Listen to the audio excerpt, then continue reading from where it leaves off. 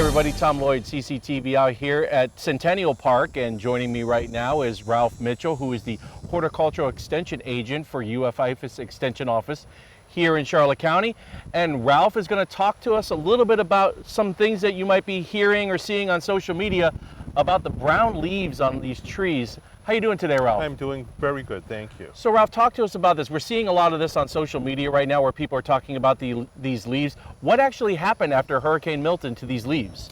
Well, as far as we can tell, it appears to be very high velocity winds actually desiccated the leaves. They pulled the moisture out, and then that's the browning that's going on. If you think back to Hurricane Ian that took the leaves right off, of course, that was a much more severe storm too.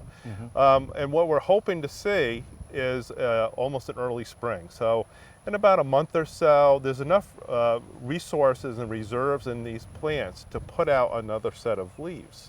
And that should then rescue them because they need the leaves to make their own food. Because there is a lot of rumors going around saying that you know, something was sprayed on them or things like that, but this is just due to high winds. It is, and we believe just the high velocity winds, maybe some aerosolized salt spray, and maybe even some particulate matter that abraded the leaves too.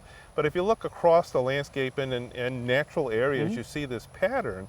And when there is high velocity wind like that, it will strip the moisture out of the leaves. And I can remember working in a nursery, we would actually wrap some larger plants that were being transported because when they're out on the road going 70 miles per hour, it's like a hurricane wind almost. So imagine a real hurricane and the amount of moisture that's getting blown out of those leaves, and the browning leaves are the results. Now let me ask you a question. Why do these leaves over here look brown, but palm fronds look green?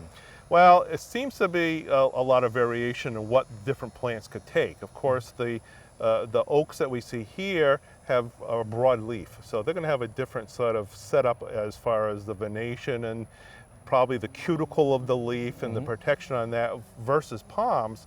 And palms seem to have done fairly well in the area compared to a lot of the broadleaf plants. Well, if anybody has any questions, I'm sure that they could contact you at the IFAS Extension Office, or you can go to charlottecounty.gov for more information too. For CCTV, news you could use, I'm Tom Lloyd.